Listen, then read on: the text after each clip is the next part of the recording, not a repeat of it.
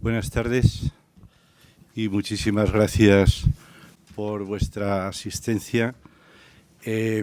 Hoy creo que el tema se lo merece y más después del 5 de noviembre y de los resultados que hemos tenido. Muchísimas gracias a Carlota por estar hoy aquí con nosotros, por haber hecho un hueco en su agenda, por supuesto a la Confederación Empresarial de la Comunidad Valenciana, que además de cedernos sus instalaciones, pues hoy Salva Navarro, el presidente, ha hecho un hueco para poder presentar a nuestra conferenciante. Como sabéis, el procedimiento en todas las conferencias del seminario es el mismo. Salva Navarro presentará a nuestra conferenciante, luego ella hará su ponencia o su conferencia y pasaremos a un turno de preguntas. Por mi parte, nada más. Repito mis agradecimientos y, Salva, tienes la palabra para presentar a Carlota cuando consideres. Muy bien, muchas gracias, Pedro. La verdad es que es un placer tener a la Fundación EDNOR habitualmente en esta sede, que es la sede de todas las empresas, de todos los empresarios y empresarias de esta comunidad, y que además EDNOR, que es una referencia en la cuestión de la ética para los negocios, como es su misión y su visión. En este sentido, pues agradecer que estéis aquí y nada más, ya paso directamente a presentar a Carlota García, que además repito que es un honor dar la bienvenida a Carlota. Una destacada experta en relaciones internacionales y seguridad. Actualmente es analista principal para Estados Unidos y relaciones transatlánticas en el Real Instituto del Cano, analista senior asociada en el Centro de Estudios Estratégicos Internacionales, el CSIS, de Washington, y profesora de Relaciones Internacionales en la Universidad Pontificia de Comillas. La investigadora Carlota García posee un doctorado en Historia Contemporánea por la Universidad Nacional de Educación a Distancia, por la UNED.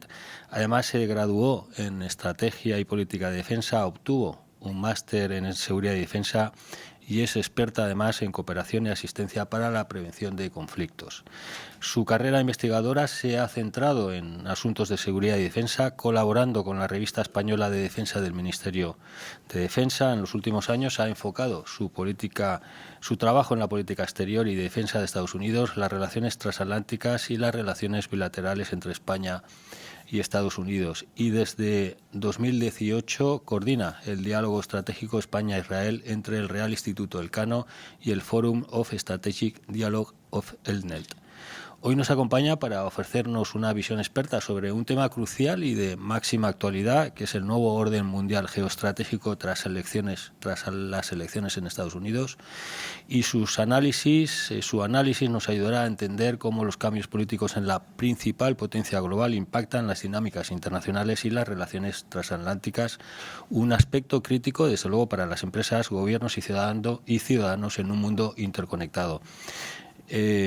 A raíz de la victoria de Trump, y no solo de la victoria de Trump, sino en un mundo tan globalizado como el que estamos, yo recuerdo, y lo he dicho en alguna ocasión, unas palabras que dijo un ministro de Defensa alemán, de Asuntos Exteriores, alemán, y lo hablo como Europa, ¿no? Es decir, que Europa, en un mundo de carnívoros, debía tomar una decisión de que sí quería seguir siendo vegetariana, precisamente en un mundo de carnívoros, y yo creo que esa es la cuestión que aquí tenemos mucho que analizar, dado que las potencias económicas, tanto Estados Unidos como China, están dejando atrás el posicionamiento en muchos aspectos económicos y no solo económicos a Europa, y esa es una reflexión que tendremos que hacer también, de qué es lo que queremos como Europa, como ese posicionamiento que tenemos como una sociedad, desde luego de la visión, desde luego de la sociedad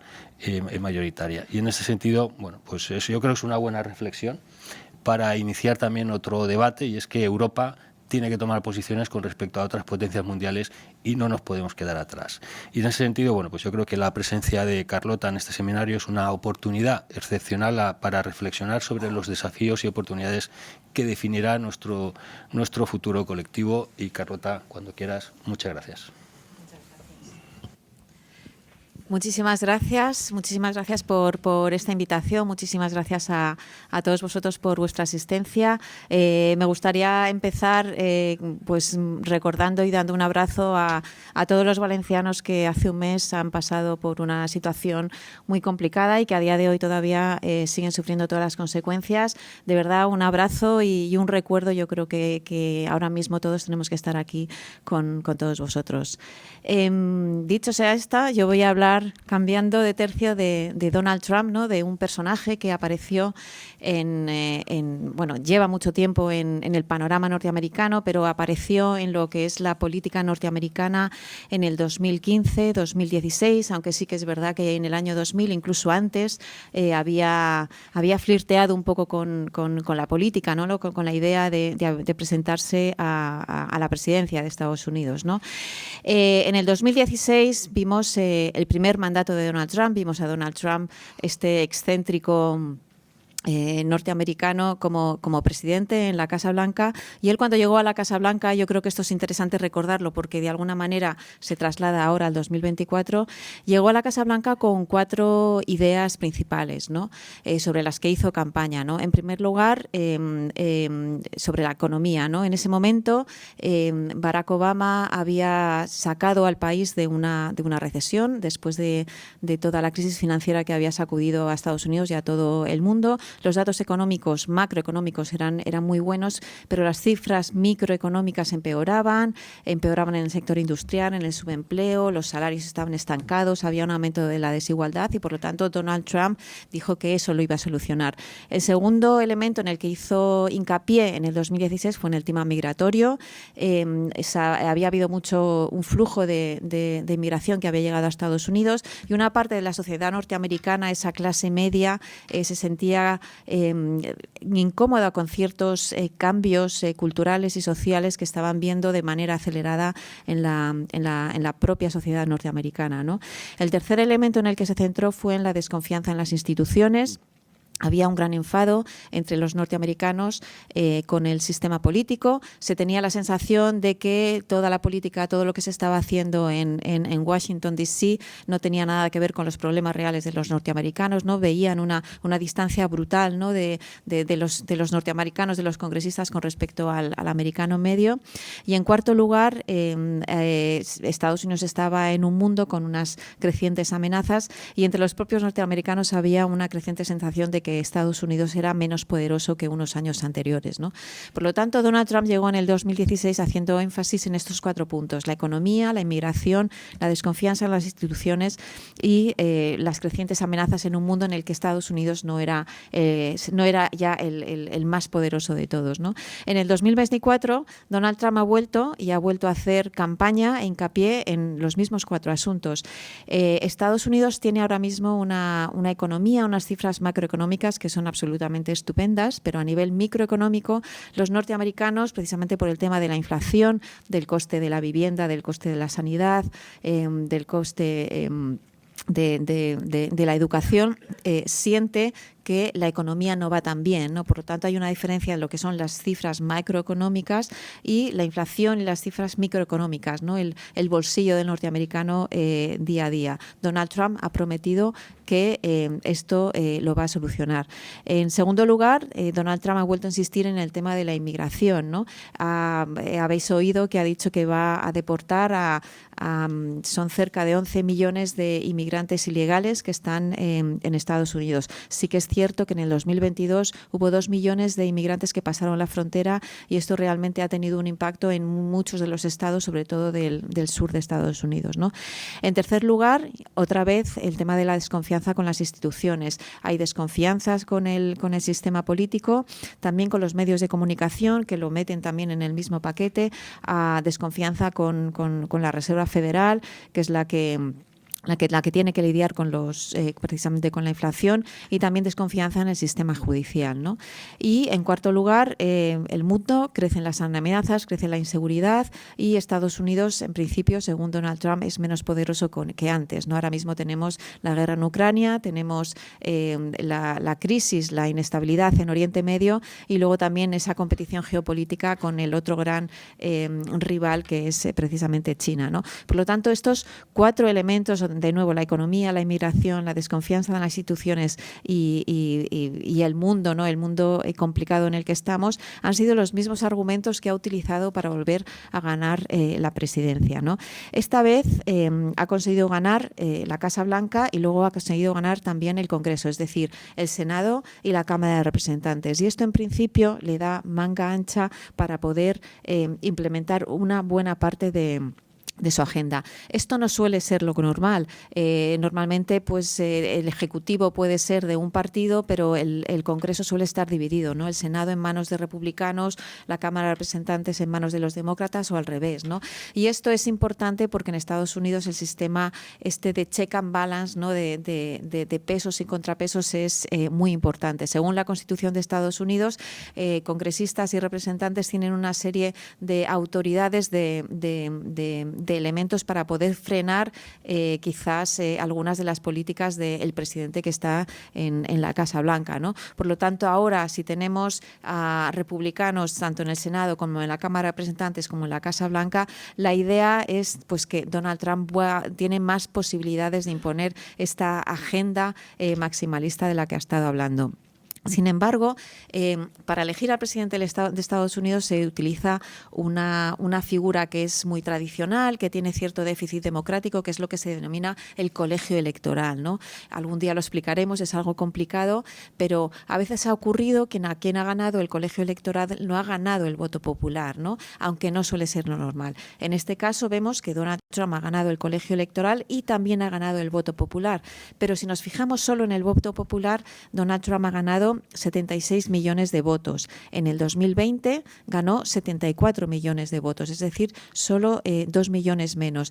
En ese caso, en el 2020 ahí perdió contra Joe Biden. Joe Biden además había ganado 81 millones de votos. En este caso, este año, en el 2024, el Partido Demócrata solo ha ganado 74 millones de votos.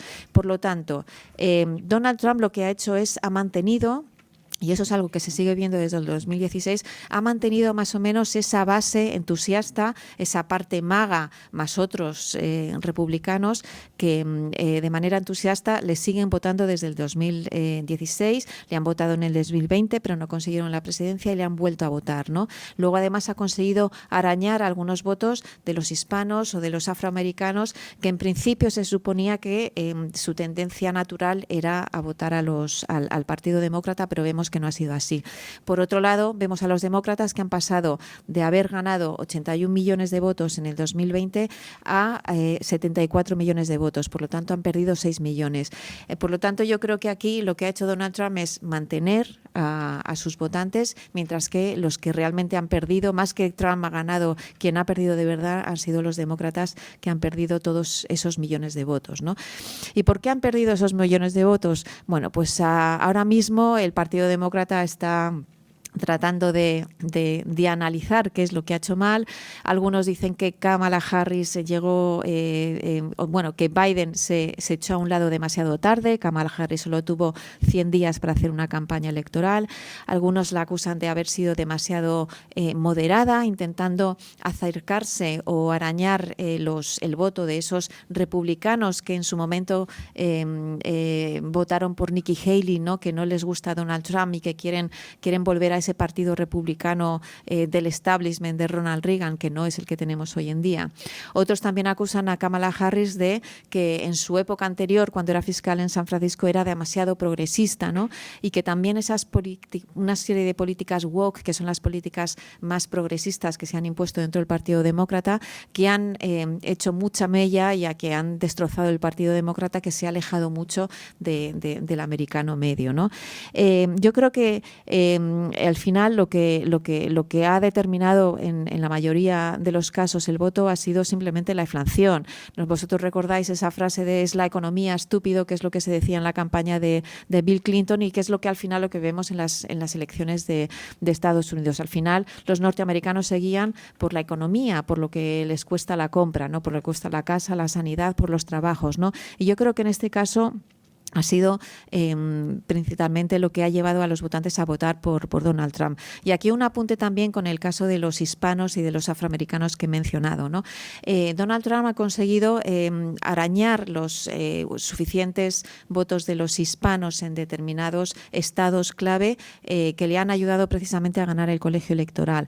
La idea de los demócratas, desde que ganó Obama en el 2008, es que los hispanos simplemente tendrían tendencia a votar al partido demócrata. Yo creo que esto ha sido un error muy grave. En primer lugar, porque los hispanos no es un grupo homogéneo, es un grupo muy heterogéneo. Tenemos a los cubanos y a los venezolanos que votan de una manera, normalmente a los republicanos, son socialmente muy conservadores. Tenemos a los mexicanos que suelen votar a los demócratas, luego también tenemos a los puertorriqueños, es decir, son muy heterogéneos y luego hay que distinguir entre primera generación, segunda generación y tercera generación. Y las segundas y terceras generaciones no votan como hispanos, sino votan como norteamericanos, votan como sus coetáneos blancos americanos de clase media, a lo mejor de un nivel educativo bajo, que normalmente votan a Donald Trump, ¿no? Por lo tanto, yo creo que aquí el Partido Demócrata no ha sabido abordar, cuidar o mimar a ese voto hispano y precisamente ha habido un porcentaje importante que se ha ido al Partido Demócrata. En el caso de los afroamericanos, también se ha pensado que es un bloque que por lo general siempre ha votado a los demócratas. Esto ha sido así. Sí que han votado por lo general de manera mucho más compacta, pero a los más jóvenes hoy en día les hablas de la Ley de los Derechos Civiles de 1965 y ya ni se acuerdan, ¿no? Es decir, no se sienten tan cercados o apegados a lo que es el Partido Demócrata. Y por lo tanto, sí que se ha visto también que un pequeño porcentaje de los afroamericanos, sobre todo varones y jóvenes, han votado a Donald Trump. Estos porcentajes son pequeños, no son muy grandes, pero han sido lo suficientes para que en esos estados, esos denominados swing states, haya sido suficiente para ganar y, por lo tanto, llevarse todos los votos electorales y ganar el colegio electoral. Lo que sí que estamos viendo es que en Estados Unidos el electorado está bastante polarizado, incluso se dice que está absolutamente calcificado, es decir, que apenas se mueve. Lo que he comentado antes de los 76 millones de votos que apoyan a Donald Trump y que eso se mantiene, eso va a ser así. Y en el lado demócrata más o menos ha sido lo mismo. Lo que pasa es que no han llegado a entusiasmar a toda la base y ha habido una parte que no se ha movilizado y por lo tanto no ha querido votar, ¿no?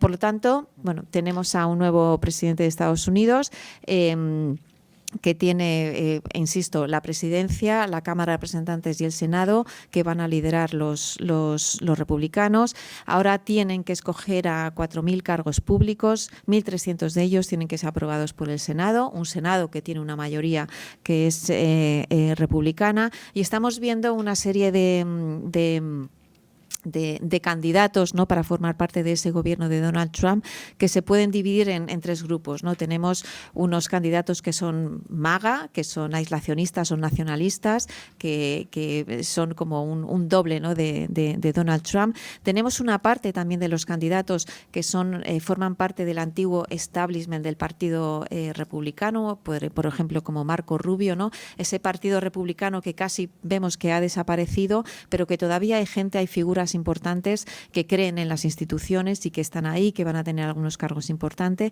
Y luego también vemos una serie de gente menos convencional, que muchos de ellos eran demócratas y que ahora se han convertido al trumpismo. Uno de ellos es Elon Musk, por ejemplo, porque siempre ha sido partidario de los demócratas, luego se ha enfadado con Biden y ahora es republicano. Bueno, no es republicana, ahora es trumpista y encima le han dado un puesto en el gobierno, ¿no? Entonces tenemos un gobierno con figuras, algunas controvertidas, otras menos controvertidas pero muy conservadoras, pero todas ellas tienen algo en común, que es que son muy leales a Donald Trump. Y aquí, si volvemos al 16, vemos que hay una gran diferencia. Cuando Donald Trump ganó en el 2016, casi ni él mismo se lo creía. Él, en ese caso, sí que es verdad que él ganó el colegio electoral, pero no ganó el voto popular, que sí que se lo llevó Hillary Clinton por casi 3 millones de votos, y por lo tanto se encontró con una presidencia que casi ni se lo creía, pero él era un outsider, él no formaba parte de la clase política Llegó a la Casa Blanca, no tenía equipo, no conocía cómo funcionaban las cosas y tuvo que tirar pues de algunos amigos que estaban que eran banqueros y de mucha gente del Partido Republicano de entonces, ¿no? Lo que vimos que fueron 2 primeros años en los que Donald Trump no fue particularmente disruptivo y unos 2 años siguientes en los que ya empezó a ser un poquito más disruptivo, ya se lo conocía, ya tenía más equipo, cambió a mucha gente en el gobierno y ahora mismo pues las cosas son muy diferentes, ¿no? Esto no es el 2016. Aquí ha ganado, lleva 4 años haciendo campaña, tiene un equipo, tiene candidatos, tiene fieles y tiene las ideas algo más claras y sabe precisamente lo que quiere hacer, ¿no? Por lo tanto, esto es lo que puede dar de alguna manera algo más de miedo, ¿no? Esta vez se lo sabe, esta vez viene preparado, esta vez viene con equipo y esta vez va a empezar desde el primer día, ¿no? Bueno, ahora vamos a ver, él desde luego ha venido con una serie de ideas, algunas de ellas que se repiten, ¿no? Desde el 2016 y que son principalmente pues imponer aranceles para proteger a Estados Unidos, recortes fiscales, todavía más recortes fiscales que durante su primer mandato para ayudar a las empresas y por último la expulsión de los inmigrantes ilegales de Estados Unidos, ¿no? En el caso de los aranceles, él ha mencionado que va a imponer entre un 10 y un 20% aranceles a nivel mundial, sobre todo a los países europeos y a muchos aliados en el Indo-Pacífico. A China le va a imponer unos aranceles en principio de alrededor de un 60%, esto lo irá haciendo de manera gradual, pero un 60%, y luego un 100% a aquellos países en los que no comercien con el dólar, ¿no? Todo esto, evidentemente, hablando de comercio internacional, va a tener una repercusión. Pero bueno, vamos a ver esto cómo se va a solucionar. En primer lugar, viendo las repercusiones que puede tener a nivel interno, sí que es verdad que en un primer momento, ¿no? Inicialmente, pues las importaciones de Estados Unidos van a caer, los ingresos arancelarios van a aumentar y el déficit comercial del país se va a reducir. Por lo tanto, podemos ver un primer impacto positivo a nivel interno, pero independientemente de que los países de fuera, por ejemplo, los europeos o China quieran contestar imponiendo a su vez aranceles a Estados Unidos, en cualquiera de los dos casos esto va a tener una repercusión, una presión inflacionista en Estados Unidos, ¿no? Por lo tanto, la Reserva Federal va a reaccionar subiendo los tipos de interés, que es precisamente lo que no quiere Donald Trump, y va a chocar con el presidente, ¿no? Con Donald Trump. En el caso de la inmigración va a pasar algo más o menos lo mismo, ¿no? En Estados Unidos ahora mismo está casi en pleno empleo, ¿no? El desempleo es alrededor de un 4,2%. Por lo tanto, si estamos pensando que Donald Trump va a expulsar a 11 millones de inmigrantes ilegales, que esto, así dicho, es algo que no se puede cumplir. Estados Unidos ahora mismo no tiene ni la capacidad ni la estructura para ir a buscar a 11 millones de inmigrantes ilegales y expulsarlos. Se calcula que a lo mejor tiene la capacidad de expulsar 1 o 2 millones, pero ahora mismo es que no hay infraestructura ni siquiera para hacerlo, aparte de las repercusiones que puede tener dentro de un poco del propio país, ¿no? Como un estado policial intentando buscar dónde están esos inmigrantes ilegales. En cualquier caso, aunque solo sea de manera simbólica, unos cuantos miles de inmigrantes que se puedan expulsar, va a pasar como con los aranceles. Esto va a crear una presión inflacionista dentro de Estados Unidos, porque está en pleno empleo y porque ahora mismo muchísimas empresas y muchísimos sectores necesitan mano de obra, ¿no? Por lo tanto, la respuesta de la Reserva Federal va a ser lo mismo, va a subir los tipos y de nuevo se va a enfrentar con Donald Trump, ¿no? En caso de los impuestos, esa bajada de impuestos, la que impuso en su primer mandato, lo que quiere ahora mismo es mantenerla e incluso acrecentarla, ¿no? Y por lo que se está viendo también, pues eso también puede tener una repercusión también inflacionista dentro y de nuevo la Reserva Federal tendría que contestar y volvería a chocar con Donald Trump. Por lo tanto, la gran pregunta aquí es ¿qué va a hacer Donald Trump y qué va a hacer la Reserva Federal? Hemos escuchado a Donald Trump que ha dicho que eso de que la Reserva Federal sea independiente, que él no está dispuesto a hacerlo. Sin embargo, Powell, que es el jefe de la Reserva Federal, está en su cargo hasta el 2026. Él ha dicho que no se va a mover y, en principio, la Reserva Federal va a seguir siendo independiente, ¿no? A partir del 2026 no vamos a saber lo que va a pasar.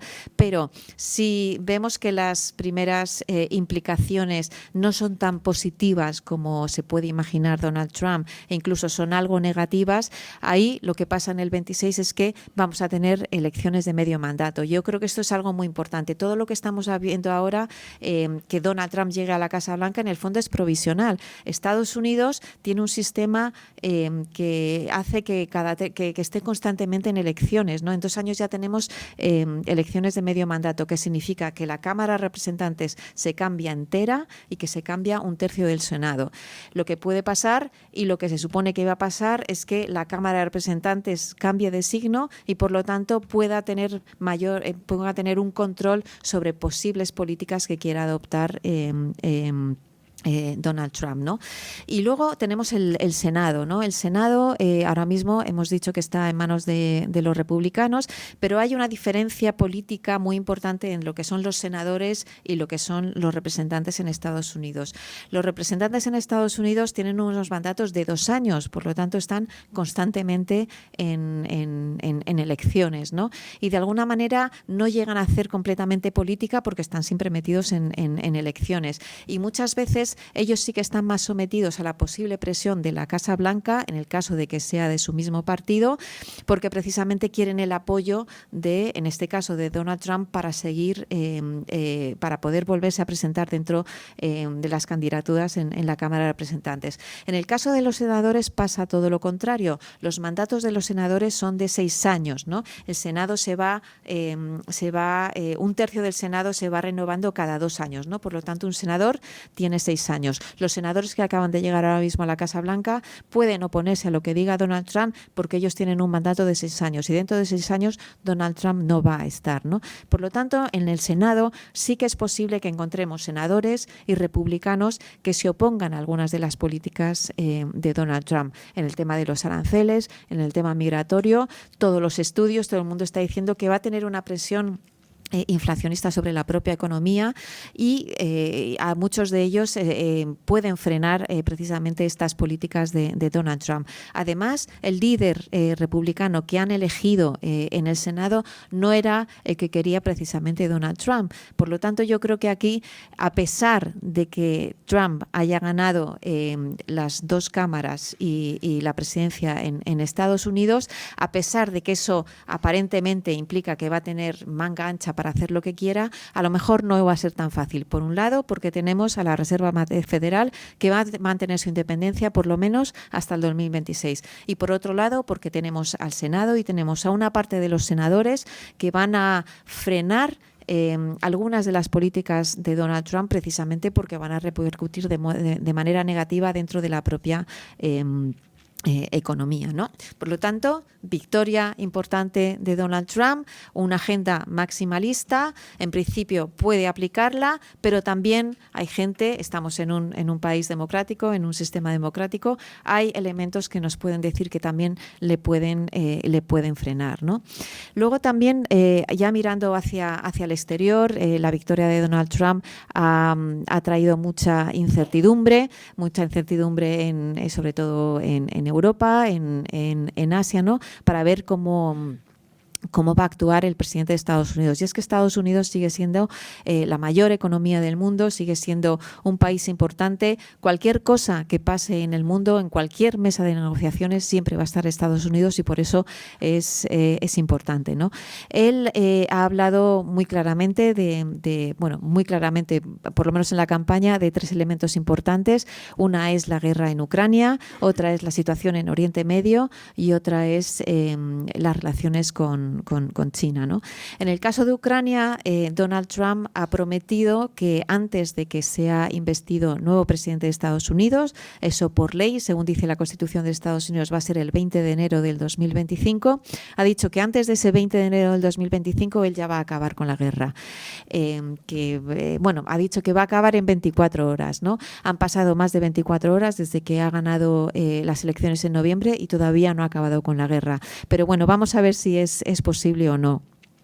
Él, desde luego, se considera un gran negociador, se considera o quiere considerarse como un líder respetado y, por lo tanto, cualquier acuerdo que él logre conseguir entre Vladimir Putin y Zelensky tiene que ser algo atractivo para él. Es decir, él no puede quedar como que ha perdido, como ha cedido. Aquí recordemos que Estados Unidos lleva desde febrero del 2022 apoyando a Ucrania para frenar la invasión y el ataque de los rusos, ¿no? Por lo tanto, Donald Trump va a intentar incentivar a Vladimir Putin para que se siente a negociar, va a incentivar a Zelensky para que se siente a negociar de manera que lleguen a un acuerdo que sea satisfactorio para Trump, para Putin y para Zelensky. A mí eso, a primera vista, me resulta bastante complicado, ¿no?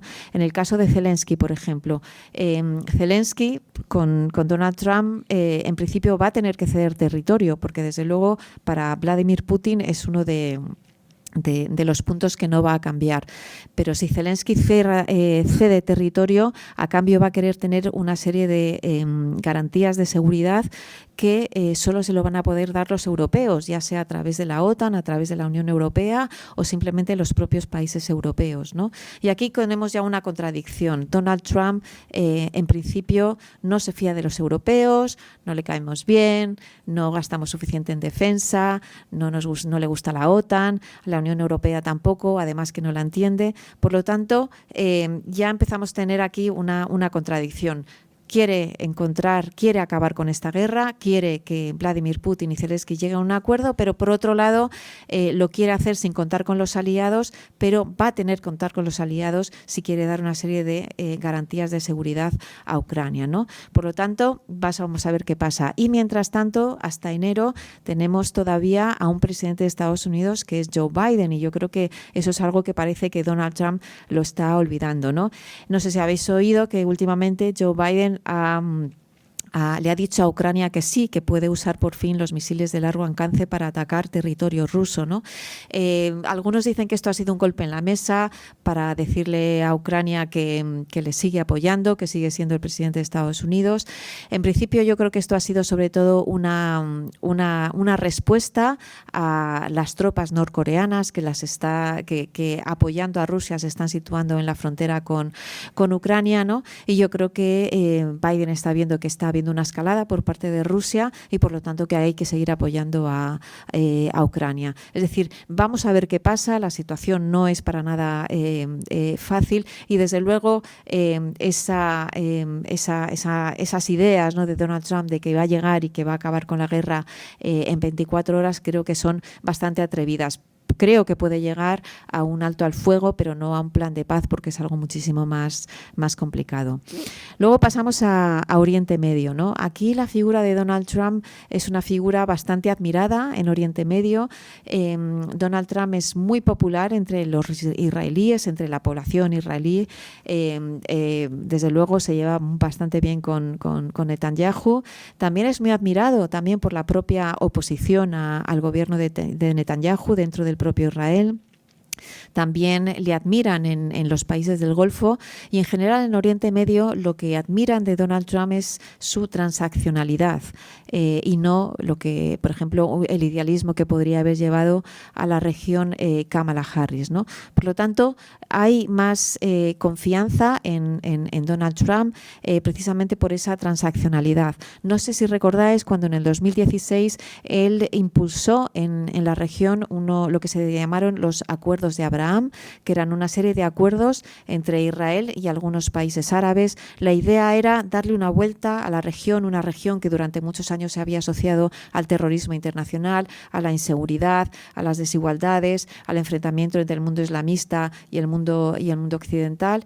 Y por lo tanto, con estos acuerdos de Abraham era dejar todo eso de lado y simplemente intentar avanzar en las relaciones económicas entre Israel y algunos países árabes y cambiarle un poco pues eso, la visión de toda esta región. Los acuerdos de Abraham, la administración Biden los ha mantenido, los ha seguido cultivando y de hecho quería aumentar esos acuerdos de Abraham y quería que hubiera un acuerdo, estaba proponiendo un acuerdo entre Israel y Arabia Saudí.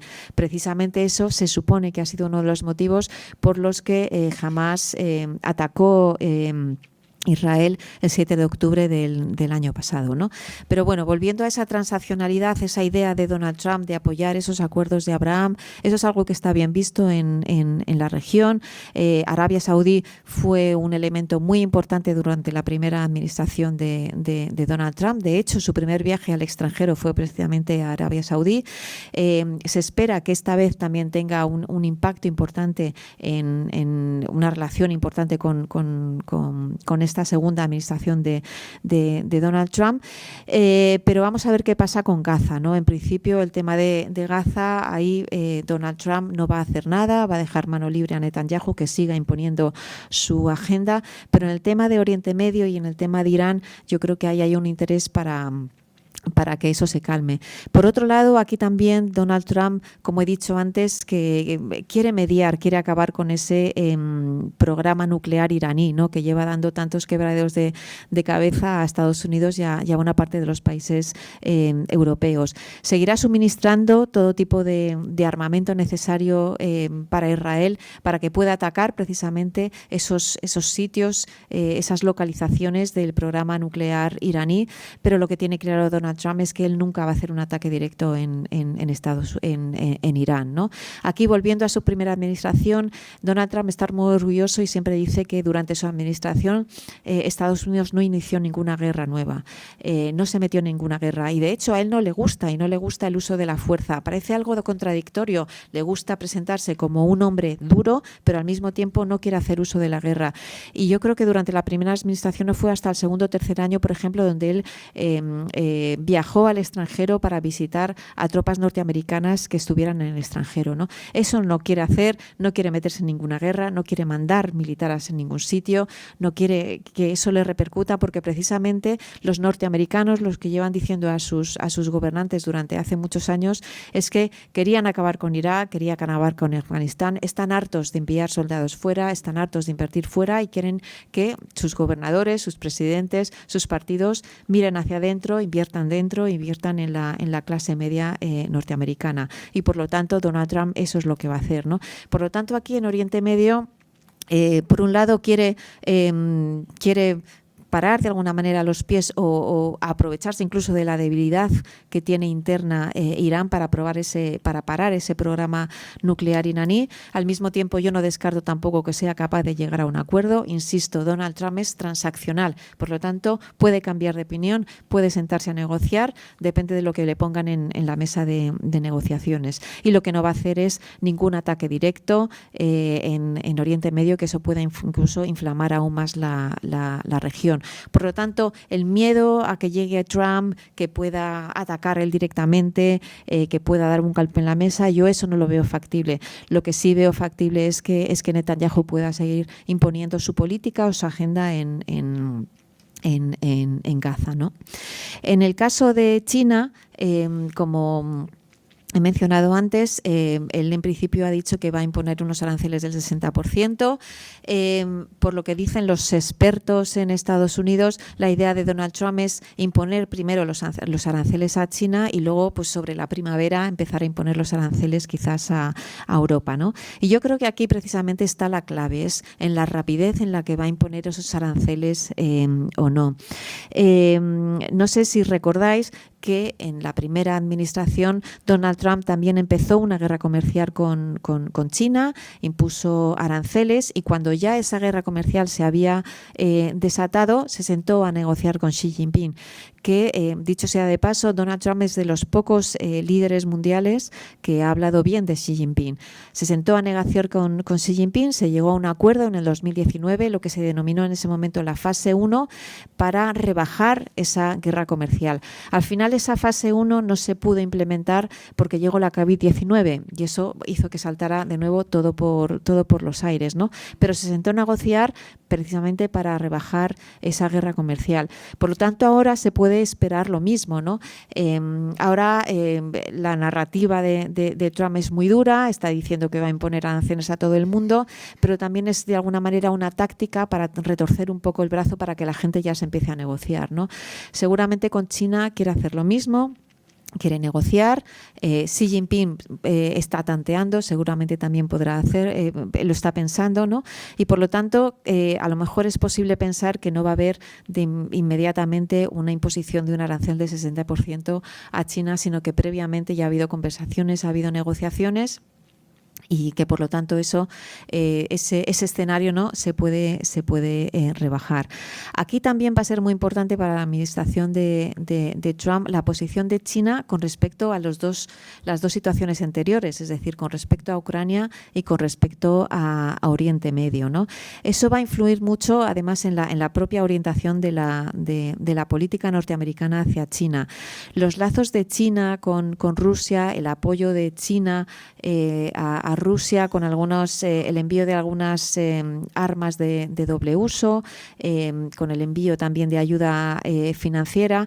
Si Donald Trump quiere negociar con Rusia y con Ucrania, ahí a lo mejor va a necesitar a China, ¿no? Para que pueda presionar o pueda darle un empujón quizás a Vladimir Putin para que negocie. Y en el caso de Oriente Medio también, o sea, China tiene esos lazos importantes con algunos países del Golfo, tiene lazos importantes con Irán y también ahí su posición en este conflicto para parar o para rebajar un poco la situación puede ser importante. Por lo tanto, para que Donald Trump imponga los aranceles, por un lado va a querer negociar, por otro lado va a ver cuál es la posición de China con respecto a Ucrania y a Oriente Medio.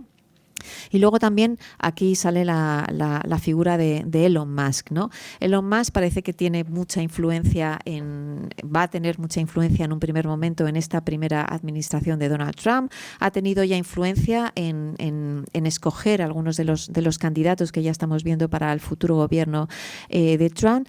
Pero es que Elon Musk viaja mucho a China, tiene muchos intereses, está cooperando con científicos chinos en el tema de la inteligencia artificial. Es un mercado para sus coches eléctricos y además cuando va a China les dice que él no está a favor del decoupling pero sí del de-risking, ¿no? Esta famosa frase de o separarse totalmente de una economía china o simplemente bajar el riesgo pero seguir cooperando en algunos sectores, ¿no?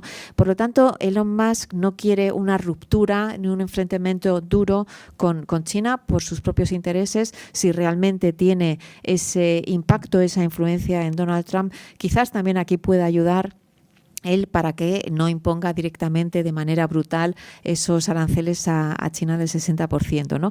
Por lo tanto, la posición con respecto a China, escuchando la narrativa, escuchando la campaña o lo que estamos escuchando ahora estos días, quizás no sea tan radical como a lo mejor algunos se pueden suponer. Hay mucho de narrativa, hay mucho de la voz un poco más alta, pero yo creo que por debajo lo que se quiere es precisamente negociar, ¿no? Y luego tenemos a Europa. Europa es lo que nos toca más de cerca. Estados Unidos es para Europa el socio tradicional en muchísimas cuestiones, en temas de seguridad, en temas de energía, en temas de cambio climático, en temas de organizaciones internacionales a la hora de lidiar con muchísimas crisis. Y vemos que con Donald Trump, igual que en el 2016, quizás las relaciones con Europa no van a ser muy satisfactorias, ¿no? También aquí yo creo que hay que hacer un hincapié en el que lo que estamos viendo en Estados Unidos desde hace ya tiempo, yo creo que desde la segunda administración de Barack Obama, es un cambio en la propia política doméstica internacional de Estados Unidos, ¿no? Esa idea de involucrarse menos hacia afuera y mirar más hacia adentro. Ese proteccionismo que impuso Donald Trump lo ha mantenido Joe Biden. Ese mirar y dejar de acabar con las misiones que están en el exterior, invertir menos fuera, sacar menos fuera, poner más énfasis en la reindustrialización de Estados Unidos, en los mercados en Estados Unidos, en los trabajadores en Estados Unidos. Eso es algo que estamos viendo desde Barack Obama, con Donald Trump, con Joe Biden, y eso es lo que vamos a seguir viendo, ¿no? Por lo tanto, también desde Europa, yo creo que cada vez, cuando vino Joe Biden, le recibimos con los brazos abiertos, no esperando que fuera un presidente europeísta. Y sin embargo vemos que ha mantenido el proteccionismo y algunos aranceles que los había impuesto Donald Trump y Joe Biden los ha mantenido, ¿no? Por lo tanto, hay un cambio en Estados Unidos y también con su relación con respecto a Europa, que yo creo que aquí desde Europa tenemos que empezar un poco a ver, ¿no? y a pensar que no es reversible, ¿no? Cuando hablamos de relaciones transatlánticas, yo me refiero a las relaciones entre Europa y Estados Unidos, que se dividen en tres pilares, ¿no? Por un lado está la OTAN, donde vemos que están la mayoría de los países europeos y está también Estados Unidos. Luego están las relaciones entre lo que es la Unión Europea y Washington. Y luego, en tercer lugar, están las relaciones entre Washington y cada una de las capitales europeas, ¿no? Washington-Madrid, Washington-París, Washington-Roma. Y las tres relaciones, Unión Europea, la OTAN y las relaciones exclusivamente bilaterales, están absolutamente interconectadas, ¿no? Y según qué presidente o qué administración, vemos que hace más hincapié en una o en otra. Bueno, pues en el caso de Donald Trump, a él la OTAN no le acaba de convencer, con la Unión Europea tampoco lleva muy buenas relaciones, pero él sí que insiste mucho en el tema del bilateralismo, ¿no? Y lo que vamos a ver, como vimos en su anterior administración, es que va a hacer hincapié en las relaciones exclusivamente bilaterales, es decir, las relaciones con cada uno de los países. A él el multilateralismo nunca le ha gustado, le gusta sentarse en una mesa cara a cara con cada uno de los países, uno a uno, poner todas las cartas sobre la mesa y sentir que ha ganado esa negociación, ¿no? Nosotros desde Europa, el problema que tenemos con las relaciones transatlánticas cuando pensamos en Estados Unidos es que quizás vemos las relaciones transatlánticas quizás de 4 años en 4 años, ¿no? Precisamente cuando hay elecciones en Estados Unidos. Y son las elecciones en Estados Unidos las que al final definen esa relación que va a tener Europa con Estados Unidos. Cuando hay sintonía política, que suele haber sintonía política con un partido demócrata, parece que las relaciones son buenas. Cuando es un candidato republicano el que ha ganado, normalmente hay menos sintonía política, incluso pues, podemos recordar a George Bush. Y por lo tanto ahí la relación es quizás peor, ¿no? Y yo creo que en Europa deberíamos dejar de pensar en todo esto, ¿no? En quién está en la Casa Blanca, quién no está en la Casa Blanca, ¿no? Deberíamos pensar en las relaciones con Estados Unidos en el largo plazo y menos en quién está en la Casa Blanca, y mientras tanto nosotros hacer nuestros deberes invirtiendo en nuestra propia defensa, haciendo nuestras propias estrategias, pensando en nuestras propias relaciones con Oriente Medio, con China, con el sur global o con otros aliados, ¿no? Por lo tanto, aquí ya desde Europa deberíamos prestar menos atención a Donald Trump y prestar más atención a lo que tenemos dentro de la propia Europa, ¿no? El problema es que uno de los miedos es que la Unión Europea quiera responder de manera unitaria a una administración Trump, por ejemplo, a la hora de imponer los aranceles, pero dentro de esta Unión Europea algunos países, por ejemplo, podemos pensar en la Hungría de Orbán o quizás en la Italia de Meloni, quieran pasar por encima a Bruselas, pasar por encima de la Unión Europea y aprovechar el hincapié que va a hacer Donald Trump en los lazos exclusivamente bilaterales y negociar directamente con Washington, pues quizás una rebaja de los aranceles, o yo te compro por aquí, tú me compras por allá, y a lo mejor pues no tener que sufrir las políticas, ¿no?, que quizás crea imponer Donald Trump, ¿no? Por lo tanto, ya no es que vaya a hacer Donald Trump, sino cómo vamos a responder nosotros, ¿no? Yo creo que ahí Europa está pensando a nivel de la Unión Europea cómo responder a Donald Trump. Si le impone aranceles, estoy segura que la Comisión Europea va a imponer aranceles, pero también es intentar mantener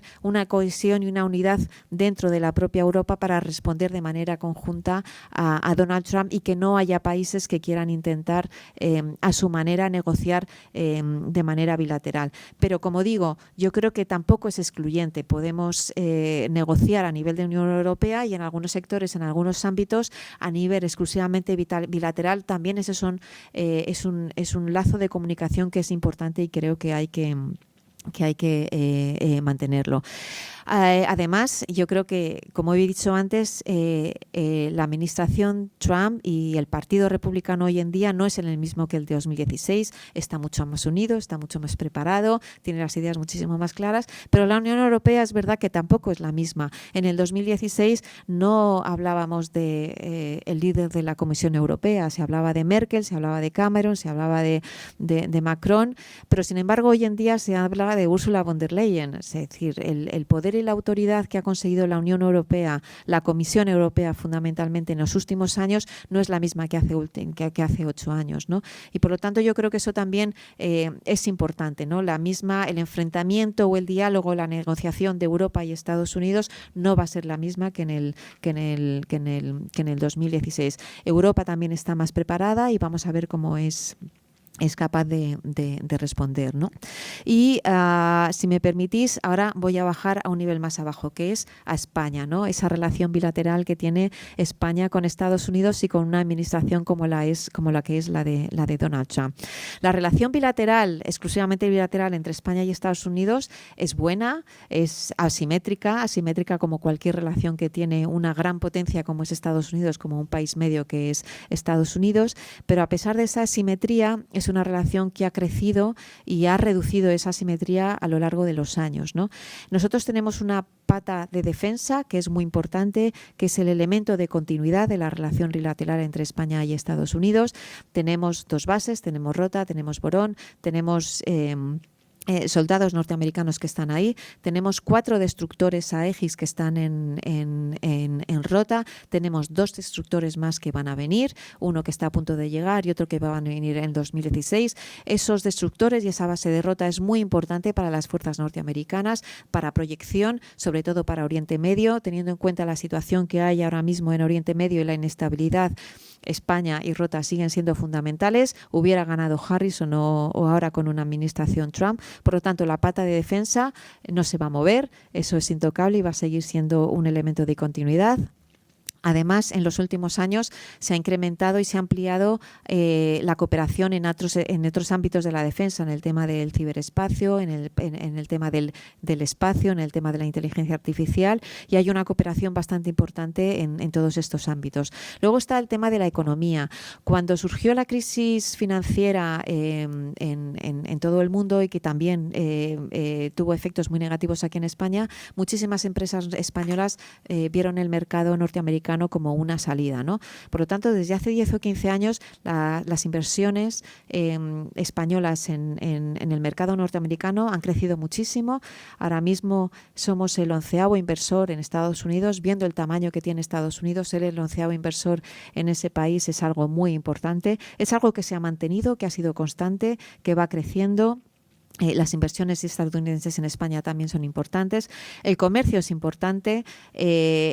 Ahora mismo nosotros tenemos déficit comercial con Estados Unidos. Eso es algo que para Donald Trump es muy importante. Si habéis oído, Donald Trump cuando negocia con un país, cuando se sienta en una mesa de negociaciones, lo primero que le pregunta es: ¿tengo déficit o tengo superávit? Para él es algo fundamental. Si tiene déficit con un país, enseguida le va a imponer algo, le va a hacer que le compre por algún lado porque es algo que no le le gusta. En este caso, nosotros somos lo que tenemos el déficit con Estados Unidos, precisamente porque ahora estamos importando muchísimo gas licuado de Estados Unidos. Por los problemas o la política del gobierno con Marruecos, con Argelia, ya ha habido una serie de problemas. El caso es que estamos importando muchísimo gas licuado y eso hace que la balanza sea positiva para los norteamericanos. Pero como digo, en el tema económico, en los últimos años, todo ha ido al alza, en el tema de la energía, de las finanzas, de las infraestructuras. Y aquí hay un gran paquete legislativo que se llama el IRA, que es el Inflation Reduction Act. Y aquí yo creo que hay que recordar un poco lo que es el legado de la administración Biden. Yo he hablado en varias ocasiones de la polarización que hay en Estados Unidos, de la polarización política. Parece que es prácticamente imposible entre negociar o consensuar entre republicanos y demócratas, pero sin embargo el viejo Joe, Uncle Joe, ha sido capaz de sacar adelante 3 grandes paquetes legislativos votados de manera bipartidista, es decir, votados por los republicanos y por los demócratas. Estos 3 grandes paquetes legislativos están inyectando muchísimo dinero a la economía norteamericana. Uno es el Plan de Infraestructuras, otro es el CHIPS Act, que es para la construcción de semiconductores en Estados Unidos, y el otro es el que he mencionado, lo que se denomina el IRA, el Inflation Reduction Act, que no tiene nada que ver con la inflación, sino que se refiere sobre todo a el cambio, apostando por la transición verde, ¿no? Es en el tema de las energías, muy potente, cambio climático, a un paso no tan rápido como en la Unión Europea, pero es muy importante y ha sido votado por los dos, por los republicanos y por los demócratas. Y aquí vienen las empresas españolas. Las empresas españolas que llevan tiempo allí en el tema de las infraestructuras, en el tema de las energías, están sacando muchísimo provecho de todos estos de esta inyección brutal que está entrando en Estados Unidos, también en el tema de infraestructuras, e incluso ahora, cuando va a venir una nueva administración Trump, todo eso va a seguir ahí, precisamente porque de alguna manera Biden lo ha blindado. El hecho de que lo votaran los republicanos y los demócratas hace que Donald Trump no pueda llegar y acabar con eso repentinamente. Por lo tanto, en el tema económico, esa relación exclusivamente bilateral, esa buena marcha de las inversiones y de las relaciones comerciales con Estados Unidos, se van a mantener. Dicho sea esto, sí que es verdad que desde hace muchos años la política económica de España pasa por Bruselas. Evidentemente, si Estados Unidos impone aranceles a la Unión Europea, la solución va a tener que pasar por Bruselas, pero eso no quita que el gobierno español esté presente en Washington, haga lobby, que parece que aquí en España es una palabra que suena fatal, pero allí es como funciona la política norteamericana, haga lobby en el Congreso para evitar que a determinados sectores del campo español, por ejemplo, como ha pasado en ocasiones pasadas, pues le caigan esos aranceles, ¿no? Por lo tanto, es verdad que nuestra política económica pasa por Bruselas, es verdad que nosotros deberíamos seguir relacionándonos bilateralmente con Estados Unidos sin quitarnos la gorra de la Unión Europea, pero eso no significa que podamos promocionarnos y podamos sacar también nuestros propios intereses como españoles en Washington. ¿Cuáles van a ser los principales elementos discordantes entre una administración Trump y la actual administración que tenemos en España? Bueno, principalmente que no hay afinidad política, es decir, una coalición de centro-izquierda en España tiene muy poca afinidad política con una administración trumpista, como ya vimos en los últimos años de la primera administración Trump. Aquí el problema es que la relación con Estados Unidos se politice, ¿no? Eso ha ocurrido en el pasado, no sé si recordáis en el tema de Irak, el tema de Zapatero no levantándose al paso de la bandera norteamericana, y por lo tanto yo creo que este es el problema y esto es lo que habría que evitar, ¿no? La politización de una relación que en principio va bien, porque España no es un problema y tampoco es una prioridad para Estados Unidos, pero bueno, por ahí también nosotros podemos sacar provecho. Es verdad que la administración Trump, por ejemplo, tiene mucho más enfilado a un país como Alemania, ¿no? A nosotros no. Bueno, pues aprovechemos que tampoco no somos ni un problema ni tampoco una prioridad, pero para seguir fomentando esos lazos bilaterales, porque por detrás, a nivel económico, como he dicho, a nivel de defensa, tenemos muchos sectores y mucho que cuidar, ¿no? Un elemento que también sí que nos pueden señalar es el tema del 2%, ese famoso 2% que en principio los países que pertenecemos a la Alianza Atlántica nos hemos comprometido en alcanzar. Cuando Donald Trump fue por primera vez presidente, yo creo que eran unos 4 o 5 países de la OTAN que alcanzaban ese 2% en gasto en defensa.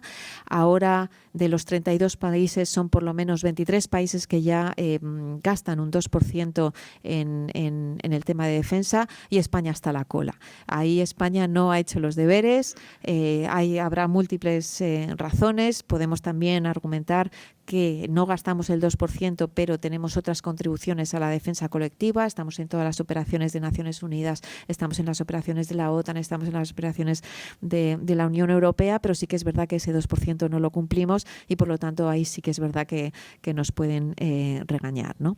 Dicho sea esto, yo creo que ya voy cerrando. Hay incertidumbre sobre esta nueva administración, pero también es verdad que es difícil que pueda implementar una agenda maximalista tal y como quiere, ¿no? Donald Trump sobre todo es transaccional. Donald Trump es alguien que puede cambiar de opinión y Donald Trump le puedes convencer de que en el fondo ha ganado, ¿no? Y yo creo que con eso le calmas un poco y a lo mejor incluso es posible enderezar ciertos asuntos. Dentro de 2 años hay elecciones otra vez. La Cámara de Representantes seguramente pueda volver a cambiar y dentro de 4 va a haber otra vez elecciones y vamos a tener a un nuevo presidente. Donald Trump no puede volverse a presentar a presidente de Estados Unidos, o sea que como mucho lo máximo que vamos a hacer es que tenemos que aguantar o no a 4 años de Donald Trump, o a lo mejor algunas de esas promesas como acabar con la guerra en Ucrania a lo mejor se cumplen. Así que yo creo que hay que ser, yo creo que medio positivos y desde luego pues agarrar al toro por los cuernos. Me dejo aquí.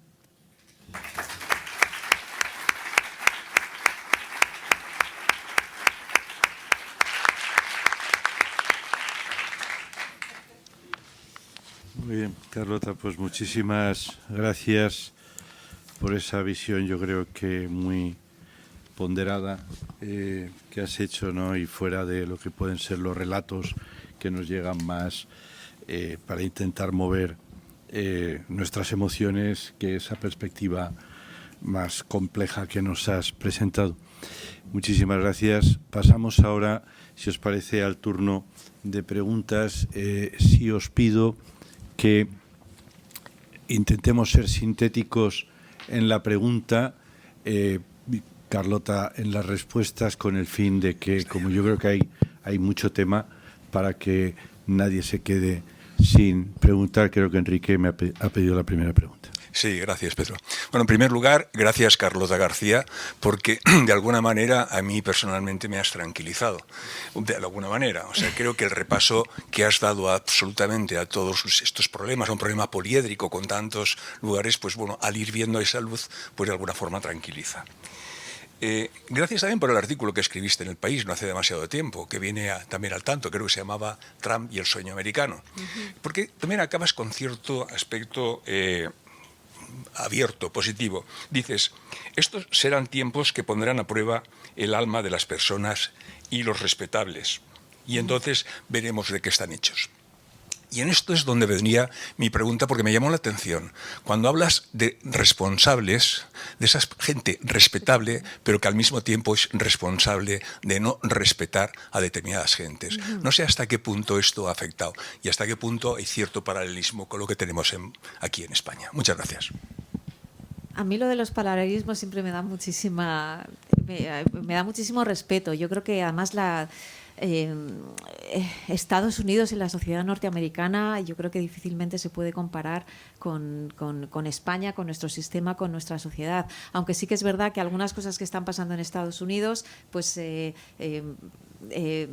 esa victoria de Donald Trump evidentemente también a lo mejor tiene una repercusión aquí en ciertos grupos políticos, la extrema derecha, también en Europa, ¿no? Lo pueden ver con entusiasmo, ¿no? Y pueden estimular, ¿no? a algunos de estos partidos, ¿no? Esa retórica, por ejemplo, anti-inmigración, vamos a expulsar a todos los inmigrantes. Bueno, eso evidentemente puede tener una respuesta aquí también. En Estados Unidos yo creo que yo tiraría de las orejas al Partido Demócrata. Es decir, esas élites, incluso Barack Obama, o sea, cuando hablamos de la polarización ya no vino con Donald Trump. La segunda administración de Barack Obama polarizó muchísimo. Era un afroamericano en la presidencia de Estados Unidos, muy intelectual, que hablaba brillantemente bien, pero que no acababa de enganchar con toda la sociedad norteamericana. Nosotros desde Europa le veíamos como alguien fantástico y, sin embargo, en Estados Unidos dividió muchísimo. Y yo creo que eso es algo que el propio Partido Demócrata no ha sabido reconducir. Y se lleva hablando mucho del Partido Demócrata, el partido de las élites, ¿no? El Partido Demócrata inicialmente era el partido de los trabajadores. Ahora es el Partido Republicano, que es el partido de los trabajadores. Han hecho muchísimo énfasis en todo el tema identitario, por ejemplo, que es importante, pero no han hecho énfasis en ese trabajador americano, en ese sueño americano que hace mucho tiempo que se había perdido. Uno de los elementos característicos del sueño americano era la movilidad, ¿no? El hecho de que la gente se moviera de un país a otro, que los hijos, ¿no?, con 17 y 18 años ya salían de casa, eso está cambiando. Los hijos empiezan a quedar en casa. La movilidad ha bajado muchísimo y esa sensación de que el sueño americano ya no se está cumpliendo. Por lo tanto, se han separado un poco también de lo que es el Partido Demócrata y no del Partido Republicano. El hecho de ver a Donald Trump como alguien que, bueno, esto ha ocurrido, pero esto no va a volver a ocurrir, no. O sea, Donald Trump era una consecuencia de algo que ya venía arrastrando la sociedad norteamericana, de todas esas malas consecuencias de la globalización que estamos sufriendo. Yo creo que eso no lo han podido ver. Entonces, todos esos respetables tienen que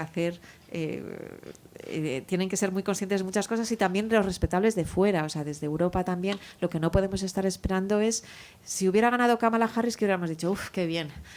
Ya, bueno, que sigan pagando por nuestra defensa. No, independientemente de quién esté, Europa y los europeos también desde fuera tienen que seguir haciendo sus deberes. Muchas gracias. Gracias. Sí.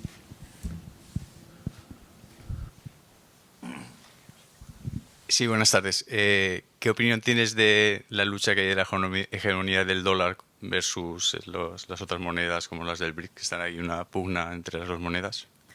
¿La pugna entre? Entre la hegemonía del dólar como moneda internacional con nuevas propuestas que hay por parte de otros países como los BRICS. Pues mira, yo no soy economista, yo ahora no te lo puedo decir. Yo creo que... lo he dicho antes, o sea, creo que Estados Unidos sigue siendo una gran potencia, creo que el dólar sigue siendo la moneda de referencia, y aquí vamos a ver que vamos a ver también qué relación y cómo va a haber esto una administración Trump, ¿no? En principio, Donald Trump no quiere hablar con pocos aliados, con pocos países, y el BRIC, que sería lo que se denomina ahora mismo como el sur global, en principio no le va a hacer mucho caso, ¿no? Vamos a ver cómo funciona eso. Vamos a ver, yo creo que dependerá mucho del enfrentamiento que haya con China, ¿no? El hecho de que China se posicione como líder de todo ese grupo, ¿no?, y pueda enfrentarse a un Donald Trump. Yo ahora mismo no te sé decir. Yo creo que ahora difícilmente, o sea, es muy difícil ahora mismo cuestionar la hegemonía del dólar, ¿no? Yo creo que eso en el medio plazo no lo veo. Gracias. Adela. Bueno, primero, muchísimas gracias por una conferencia que a mi juicio ha sido espléndida. Creo que nos has aclarado muchísimas cosas. ¿Tú no crees que en realidad sigue un poco la línea que han seguido siempre demócratas y republicanos, de que los republicanos hacen una serie de campañas electorales en las que saben muy bien cuáles son los valores que más aprecia el americano, no solo medio, sino el americano del pueblo, ¿no? Y entonces tocan esas emociones, mientras que los demócratas, efectivamente, al ser más elitistas, no tocan a la emoción de la gente. Este es un análisis que se viene haciendo muchísimo tiempo, y se decía, bueno, es que los demócratas tendrían que cambiar sus campañas y ser capaces de llegar a lo que es los valores tradicionales de los norteamericanos, que los republicanos sí que aciertan. De hecho, Trump yo creo que ha jugado con una serie de bazas, como primero pues hacer entender que había un milagro, porque a él le habían cometido un atentado y sin embargo había podido sobrevivir, y entonces toda la parte religiosa norteamericana, que hay muy fuerte en esos campos, pues estaban entusiasmados con que este señor es nuestro salvador. Yo creo que ha hecho una campaña, como se han hecho tradicionalmente en estos casos, muy inteligente de llegar a los grandes valores de la familia. Kamala Harris se pone en una posición distinta en ese sentido, y entonces yo creo que es que los demócratas norteamericanos no son capaces de dar un tipo de campañas electorales que acierte con los valores de la población, que lleguen a ellos y que les puedan convencer de alguna manera. ¿No te parece que no acaban de acertar en esas campañas? A mí Kamala Harris me dejó un poco desconcertada cuando empezó a coger la misma táctica que Trump. Se puso a insultarle igual, se puso a decirle igual que efectivamente era un señor muy mayor y que no podía hacer nada. Pero en eso Trump era mucho mejor que ella. Es decir, que efectivamente le ganaba la delantera porque sabía hacerlo mucho mejor. No ha sido una campaña un poco desbocada. Ella no ha hablado de economía y la gente estaba preocupada por la economía. Ha hablado de otros temas. ¿No ha sido una campaña poco acertada? Desde luego, si hubieran hecho una campaña acertada, habrían arrancado más votos. Claro, a mí me hablas de Trump y de valores, y para mí son dos cosas que chocan, porque Donald Trump no, los valores republicanos son valores. Valores republicanos. Para mí Donald Trump es un republicano. Para mí para mí un republicano es el conservadurismo de Ronald Reagan, ¿no? A mí yo con Donald Trump no representa todos los valores norteamericanos, ni de la familia, ni yo creo que no es ejemplo de muchos valores norteamericanos, pero yo creo que es que al final la gente por lo que vota es precisamente por lo de la economía, y hay mucha gente que dice, mira, yo lo que quiero es, ahora mismo la cesta de la compra me está costando muchísimo y a mí en el 16 pues no me costaba así. Por otro lado tenemos los demócratas. Para mí el error de la campaña, o lo que no ha podido hacer Harris, es separarse completamente de lo que es una administración Biden. Biden era absolutamente impopular cuando todavía era el candidato. Trump y Biden, los dos eran los dos candidatos más impopulares que se estaban presentando a unas elecciones en Estados Unidos. En un primer momento, el revulsivo de Kamala, una cara nueva, realmente revitalizó la base demócrata, pero luego ya no supo separarse. Hubo algunas entrevistas que le preguntaron, ¿tú qué cambiarías de la administración Biden? Y ella dice, pues yo realmente nada. Pero claro, la gente estaba enfadada con una administración Biden porque la inflación, aunque no depende de ellos y depende de la Reserva Federal, les estaba afectando. Los demócratas, además, no es un partido absolutamente... Es bastante heterogéneo, ¿no? Tienes muchísimas facciones. No son partidos como aquí, no son partidos con muchísimas facciones. Y algo que no saben hacer, que yo creo que no han sabido hacer muy bien, es vender precisamente las cosas buenas, ¿no? A nivel macroeconómico, la economía de Estados Unidos va como un rayo, y a Donald Trump le va a salir muy bien porque ya tiene una economía que va estupendamente bien, que es lo mismo que le pasó en el 16. Yo creo que Harris tenía que haberse separado más y haber sido más, arriesgarse más, porque en el fondo los americanos lo que querían era un cambio, lo que están pidiendo es algo absolutamente diferente. Yo creo que están más enfadados con las instituciones políticas, con la propia política, con los sistemas financieros, con los medios de comunicación. Hay un enfado en general contra todo eso, incluso contra el corporativismo, y yo creo que eso es lo que lo asocian ahora más al Partido Demócrata. Yo creo que campañas buenas desde Obama tenían que haber cambiado, y yo creo que seguramente no han hecho hincapié en esos valores más norteamericanos, más de la América más profunda, pero sí que de las élites de las costas. Ahí sí, o sea, en California van a seguir votando demócrata y seguirán votando demócrata. Yo me acuerdo que cuando Obama ganó la segunda presidencia a Mitt Romney, que era el candidato republicano, un republicano absolutamente fantástico, súper moderado, y después de eso hubo un debate interno del Partido Republicano diciendo, pues tenemos que cambiar mucho más, nos tenemos que acercar muchísimo más al centro, tenemos que darnos cuenta de que hay aquí una realidad, es decir, que la sociedad norteamericana tiene cada vez más minorías, que los jóvenes son cada vez más abiertos, que a lo mejor que van a creer en el cambio climático, y al final llegó un Donald Trump que le dio absolutamente la vuelta al Partido Republicano y lo llevó y lo escoró hacia un populismo que no tenía nada que ver. Es decir, y al final Donald Trump fue el que ganó, y el propio Partido Republicano dijo, bueno, yo no me tengo que moderar, me tengo que ir hacia el centro, me tengo que ir al populismo, que es lo que me ha hecho ganar, ¿no? Ahora, yo no sé si lo que tiene que hacer el Partido Demócrata es hacer un cambio radical para poder atraer a parte de la población norteamericana.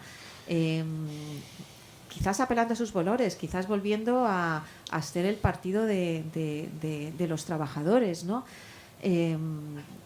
No lo sé, desde luego, ahora mismo yo creo que no hemos vuelto a ver a Kamala Harris en televisión, están ahí todos dándole vueltas, y desde luego se lo tienen que plantear, ¿no? Pero yo creo que es más que nada volverse a acercarse, ¿no? Yo creo que se han alejado, no sé si tanto de los valores, pero sí que se han alejado desde luego del ciudadano medio americano y de sus problemas más reales, ¿no? Gracias. ¿Más preguntas? Paco, y luego allí.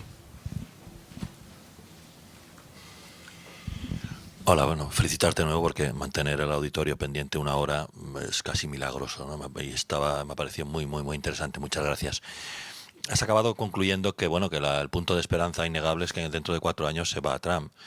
Trump, que le puede acompañar una cantidad de adjetivos calificativos reales, como, vamos, para estar media hora diciendo cosas de él, que es extraño con que la sociedad americana, para mí, éticamente enferma, haya votado a este señor, ¿no? Es muy, muy preocupante. Nos gusta mucho que nos sigas calmando porque no lo necesitamos, pero hay una posibilidad ante un señor que la ley le importa poco, que el poder le importa todo. Y también creo que ha ganado porque el poder le importa todo también a Biden, porque si le hubiera importado un poco menos, se hubiera retirado antes y probablemente hubiera ganado Kamala. Pero le importa el poder, no le importa la ley, ha fomentado un asalto al Capitolio. Dentro de 4 años, la Constitución puede importarle relativamente poco a él y a sus seguidores. La posibilidad de que se perpetúe, como han hecho otros populistas, dictadores, ¿existe? ¿O no la contemplas? ¿O no te preocupa? Lo digo para que nos digas que no, que es una tontería, y nos calmemos, porque ya lo tenemos ahí como una espada de Damocles. Muchísimas gracias y enhorabuena de nuevo. No lo va a hacer para nada. Yo soy una... Yo creo en Estados Unidos, a pesar de las debilidades y de los problemas que tiene su propia democracia.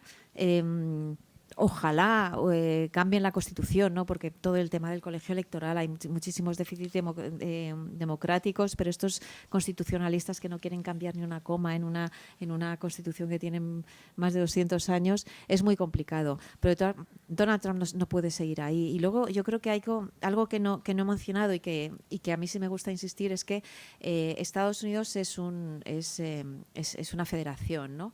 Y tenemos este equilibrio entre lo que es el poder federal, el poder en Washington D.C. y el poder de los estados.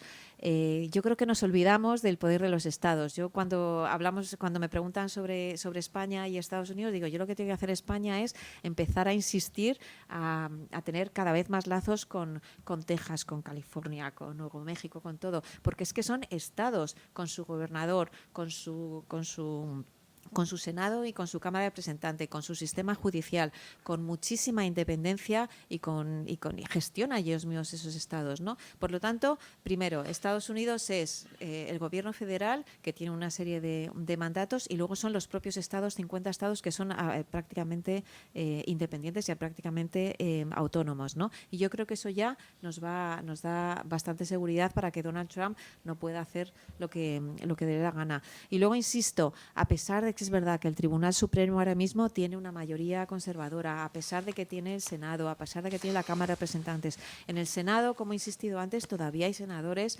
republicanos que no están como los representantes solo por 2 mandatos y lo que quieren es repetir, sino que durante esos 6 años realmente hacen política y miran más allá y miran ya realmente como senadores por el propio partido. Ahí es donde realmente se ha hecho la política norteamericana, ¿no?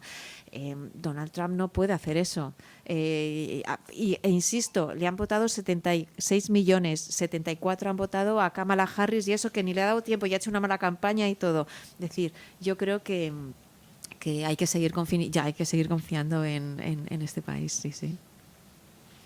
Vale. Y otra palabra. Sí. Muchas gracias por la presentación, ha sido muy, muy clara, concisa.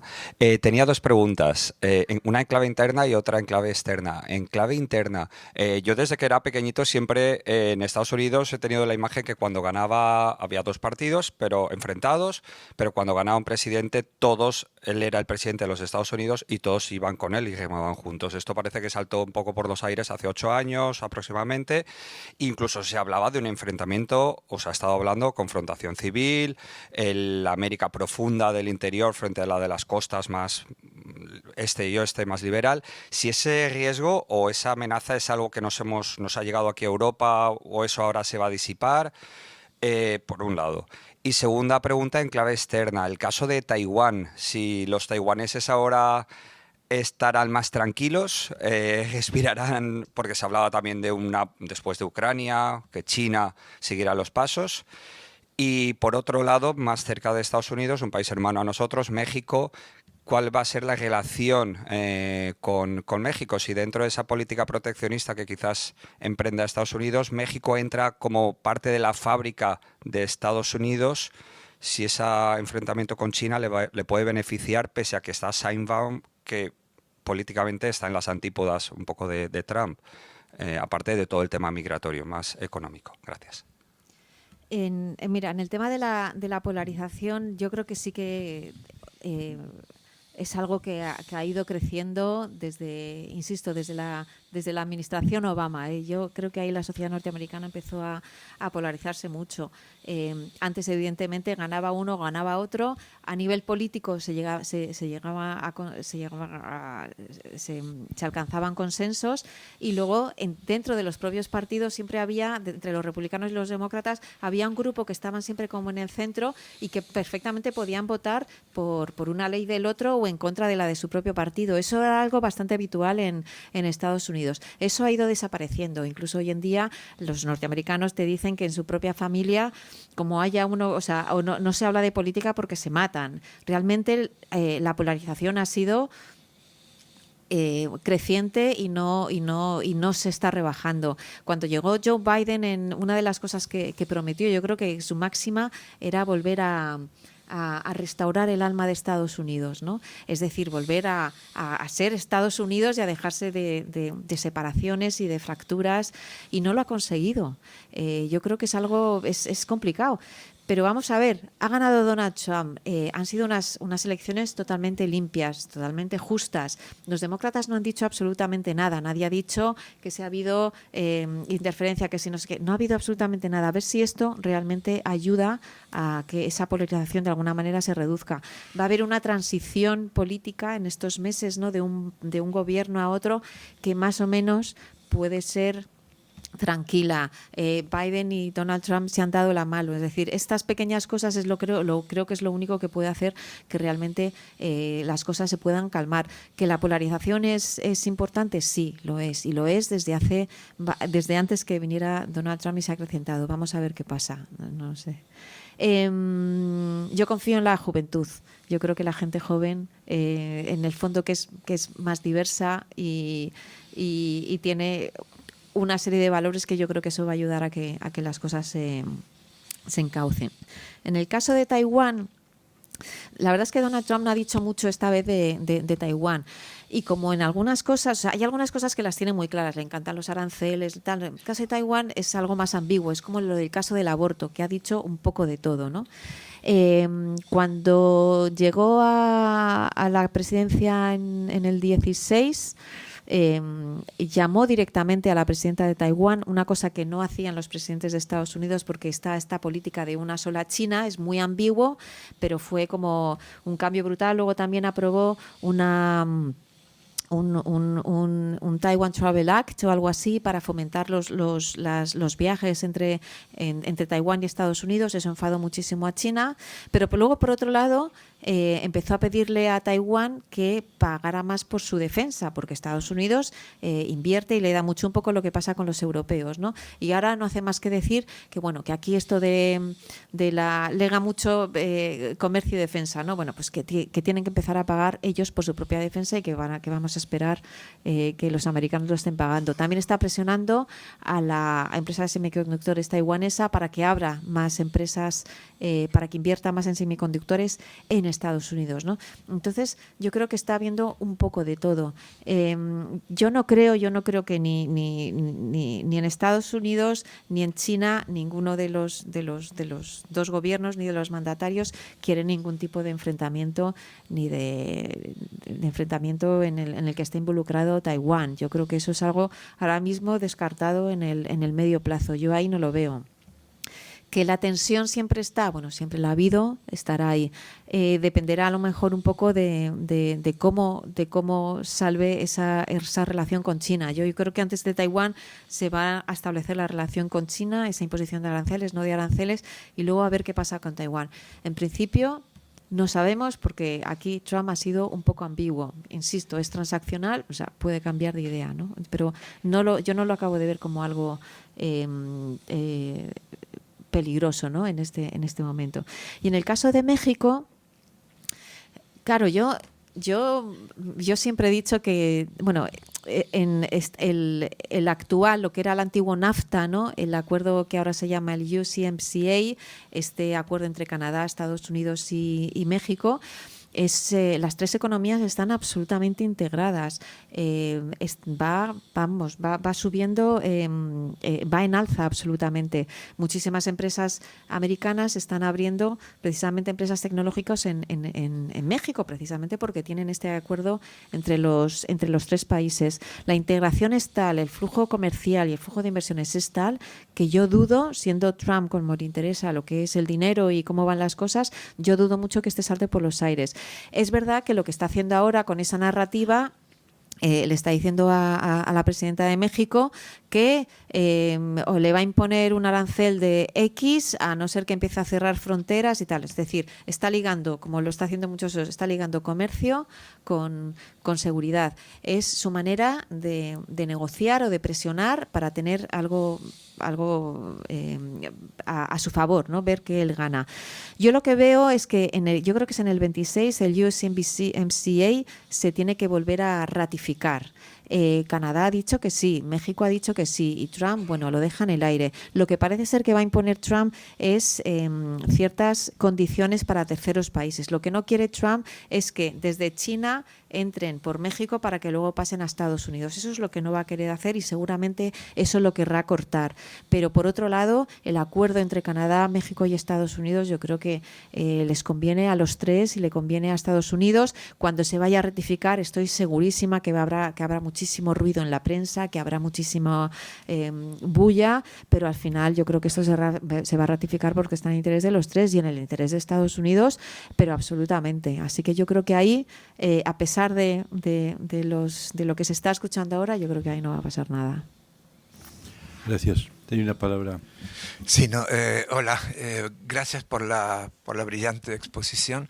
Y yo solamente quería decir una cosa, como aquí estamos en una organización cuyo objetivo es la ética, yo sigo pensando que desde el punto de vista ético, pues ha sido esto un gran paso atrás, porque Trump lo que pasó se pasó en la campaña insultando, siendo totalmente ególatra, está condenado por 32 delitos, inclusive en la misma sociedad americana, aunque cuando leías las encuestas ya te daba miedo, bueno, es un poco mi especialidad, una parte de las encuestas decía que a diferencia de Kamala Harris, que tenía más o menos un punto de neutralidad entre los que consideraban una opinión favorable hacia ella, Trump seguía manteniendo unos índices de rechazo muy importantes, igual que su vicepresidente, a diferencia pues de Kamala y de Tim Walz, que era su vicepresidente, que tenían unos porcentajes bastante más positivos, y sin embargo pues los resultados fueron los que fueron, ¿no? Entonces mi pregunta es, a mí me parece que el tema de los valores aquí no ha sido determinante, porque si no, esto no hubiera pasado lo que pasó. Entonces para mí la pregunta es, ¿qué pasa que personajes justamente éticamente tan cuestionables como Trump, y que en otros países también hay personajes parecidos, puedan finalmente tener respaldo de tanta gente? Y es una pregunta que yo, desde luego, no tengo respuestas. No sé si en tu caso tienes alguna. Y es que yo tampoco tengo respuestas. Yo creo que, lo he dicho antes, yo creo que la gente ha votado sobre todo por el tema económico, y hay una parte de ese votante republicano que es absolutamente entusiasma y que seguramente se creerá todo lo que le dice Trump, pero hay una parte que yo creo que no es así, ¿no? Y yo creo que eso es lo que un poco nos tiene que tranquilizar. Yo creo que aquí ha habido también un error también por parte del lado del Partido Demócrata. Ha habido un momento durante la campaña, y a lo mejor eso también haciendo referencia a lo que comentabas antes de los valores, en el que el problema es que cuando tú estás haciendo va a haber unas elecciones electorales en un partido, en un país democrático. Los dos partidos, sobre todo el Partido Demócrata, puso la democracia en la propia papeleta. El Partido Demócrata, el partido de Biden, dijo en varias ocasiones que si ganaba Trump no iba a volver a haber unas elecciones democráticas en Estados Unidos, que si ganaba Trump iba a mandar a escuadrones de gente porque iban a matar a los gays y a los periodistas. Eso se estaba diciendo desde el lado progresista del Partido Demócrata cuando Biden todavía era candidato. No sé si recordáis que después del primer atentado a Donald Trump sacaron algunas declaraciones de Biden, quizás sacadas fuera de contexto, pero un poco estaban diciendo esto, o sea, no va a haber elecciones democráticas. Posiciones muy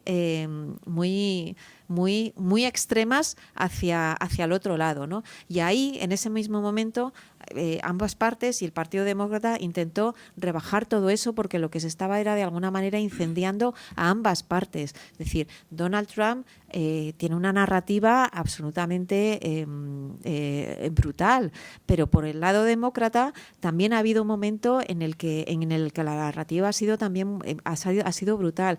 Cuando Kamala Harris fue candidata, cambió la campaña que estaba haciendo Biden y intentó hablar de temas económicos, intentó hablar que decía una economía de oportunidades para la clase media americana, y luego al final volvió a cambiar y volvió a sacar el tema de la democracia, el tema de la tal, y al final eso no ha convencido, eso no ha sido capaz de atraer suficientemente al número suficiente de demócratas para ganar el colegio electoral, ¿no?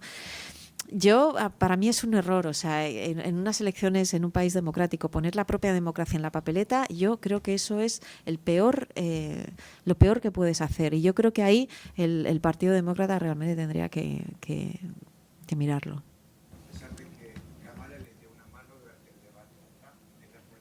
Sí, no, desde luego, no. Eso era, yo creo que era la oleada, ¿no?, de su vida. Ella se presentó además como una commander in chief, o sea, tú lo primero que tienes que convencer es al americano de que yo puedo estar en la Casa Blanca y yo puedo ser la jefa de las Fuerzas Armadas de este país, y ella lo hizo muy bien, y el saber estar, bueno, yo creo que el debate fue fantástico, yo creo que desde fuera dijimos, ¡uf, qué alivio! Pero luego no convenció, luego bajó el momentum y al final no supo convencer. Y luego, insisto, o sea, los americanos son americanos. Yo creo que si los comparamos a veces con nuestro punto de vista es que es muy diferente. Ellos ven al Estado de una manera y nosotros vemos al Estado de otra manera. Europa ha crecido con el Estado, y alrededor se han creado los varios países. En Estados Unidos ha sido el fusil que ha ido avanzando hacia llegar a la costa del Pacífico, y así se ha creado Estados Unidos. Es decir, el individualismo frente al Estado, ¿no?, al Estado centralizado. Son dos realidades muy distintas, y es que ellos ven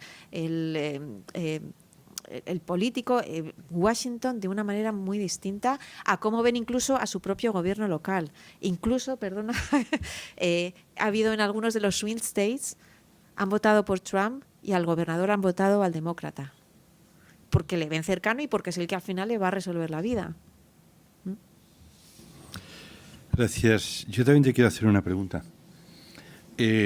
Cuando has estado hablando de la mirada al exterior, has dicho Ucrania, Oriente Medio y China, ¿no? Y has hablado de Putin y de Rusia por el conflicto con Ucrania, pero no de Rusia por sí misma, ¿no? Porque yo creo que ya no es como en la época del telón de acero el enemigo, ¿no? ¿Tú crees que la solución de la guerra de Ucrania la hará Trump más bien negociando con China que con Rusia? Puede, yo creo que ahí, antes lo he mencionado, ¿no? Va a ser muy, en principio, va a ser, eso va a ser uno de los elementos para que pueden determinar la propia política de Estados Unidos hacia China, mirando a ver cómo se posiciona con Rusia y con Ucrania. Claro, la posición de China ahora mismo está siendo, o sea, esa posición que está teniendo ahora con respecto a Rusia, por ejemplo, está enfadando mucho a Europa. Europa que no tiene la misma visión o la misma política, el mismo acercamiento hacia China que tiene Estados Unidos, que Estados Unidos con Trump fue muy duro, Biden ha sido muy duro, mucho más duro que Donald Trump con respecto a China, y nosotros en un primer momento estábamos más abiertos, manteníamos todos esos lazos comerciales, económicos, cooperación, diálogo, pero es verdad que en los últimos meses, este último año, su posición con respecto a Rusia, el envío de ciertas armas, y pues esto sí que está enfadando bastante a los europeos. Yo creo que eso es importante también para Donald Trump. No lo sé. Yo claro, es que se dice que esto, o sea, esto por ejemplo a Putin le sentará fatal, ¿no? Que Putin es el hermano pequeño de China, ¿no? Claro, decirle eso a Putin, esto no le sienta muy bien. O sea, los rusos llevan mucho tiempo enfadados con Estados Unidos porque no sé si recordáis, hace mucho que Obama decía que Rusia no era una amenaza secundaria, o es decir, no le daba el valor que podía darle, por ejemplo, en su momento al terrorismo internacional o a la competición con China. O sea, a Rusia la ponía en un segundo lugar, ¿no? En importancia, y eso a los rusos les enfadaba muchísimo. Ahora mismo que le hagan eso, a lo mejor la reacción de Rusia es todavía peor. No lo sé. Yo no lo sé. Muchas gracias. ¿Alguna pregunta más? ¿Una última pregunta? Sí, por favor. Rosa.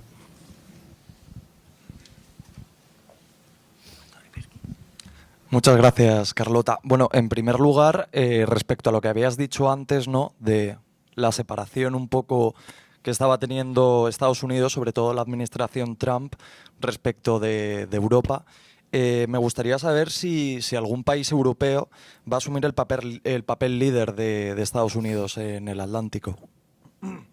Y en segundo lugar, si unas próximas elecciones americanas se podían ver pues las figuras de Ron DeSantis y Michelle Obama, si lo veías posible. Muchas gracias. Que un país europeo que asuma el liderazgo en... Es que el tamaño que tiene Estados Unidos a nivel económico es tan brutal que yo creo que es difícil. Europa es que también está en una situación complicada. Hay elecciones en Alemania, a ver qué pasa con Francia. Reino Unido, que es Europa, está en una situación también desastrosa. Vamos a ver cómo empieza a entrar cómo empieza a andar la comisión, la nueva Comisión Europea. No tengo ni idea. Yo creo que nosotros, o sea, Europa tiene que pensar mucho y tiene que creérselo. No sé si alguno de los países, quizás dentro de Europa, con todos mis respetos a los alemanes y a los franceses, deberíamos empezar a ver a Europa, o otros países deberían salir más hacia arriba, ¿no? Los países del sur, los países de no lo sé, yo creo que uno de los problemas es que al final depende mucho del eje Francia-Alemania, ¿no? Y yo creo que eso hay que ampliarlo. Incluso en Washington, no sé, tú vas a Washington, les hablas de Europa y piensan en Alemania y en Francia, no piensan en España, no piensan en ningún otro país, ¿no? Yo creo que ahí habría que darle un poco una vuelta y bueno, y deberían emerger muchas más cabezas, que yo creo que al final siempre será positivo para todos. Pero bueno, no veo una alternativa a Estados Unidos. Yo creo que ahora mismo eso es muy difícil.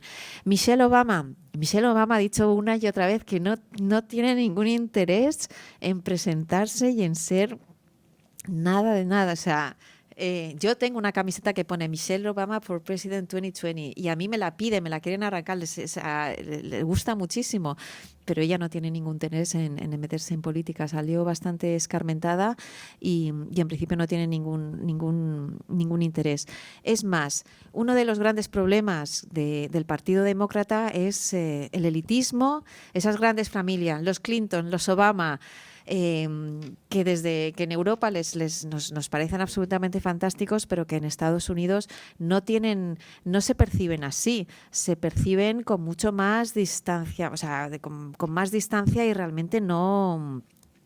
En Estados Unidos les cae bien Elon Musk porque tiene dinero y porque es un triunfador, pero no les cae bien ni los Obama ni los Clinton en general, ¿no? Por lo tanto, tener a una candidata como Michelle Obama en las próximas elecciones, después de lo que ha pasado con las lecturas que estamos viendo, yo creo que sería un error.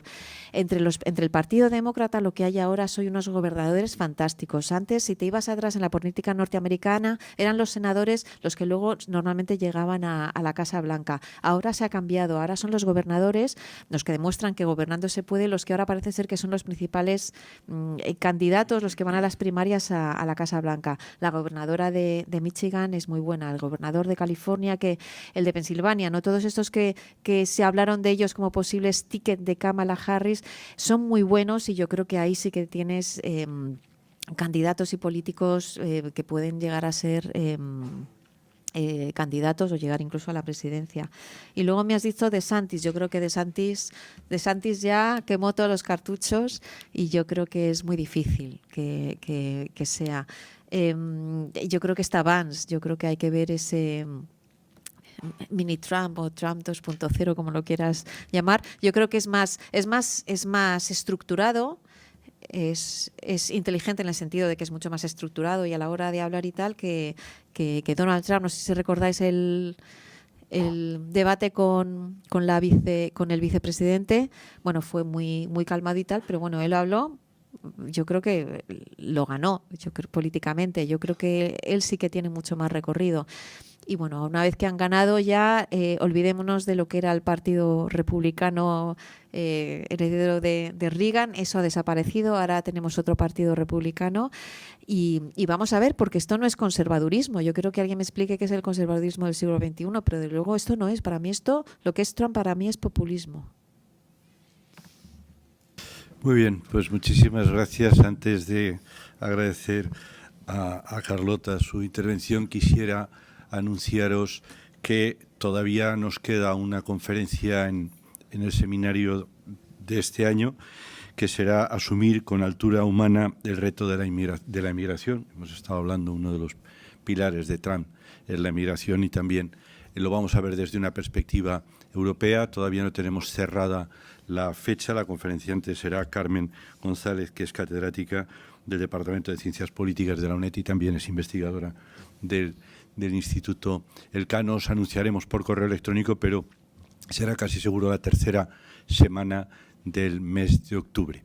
Pero recibiréis puntual información, como siempre, a través del correo electrónico. Y ahora sí, yo quiero agradecer de verdad, Carlota, tu intervención, tus respuestas, esa visión que nos has dado totalmente, desde mi punto de vista, desapasionada, pero muy con los pies en el suelo, que efectivamente no nos saca un poco de esos movimientos poco emocionales o de los relatos y nos hace ver pues que la geopolítica y la geoestrategia es compleja y que los países, que la democracia americana o estadounidense más bien, pues es sólida, como tú bien has dicho. Muchísimas gracias. La Fundación ENNOR está abierta para siempre que quieras venir, y de verdad que te agradecemos todo tu conocimiento y que hayas tenido la generosidad de compartirlo con nosotros, y te lo agradecemos con un fuerte aplauso.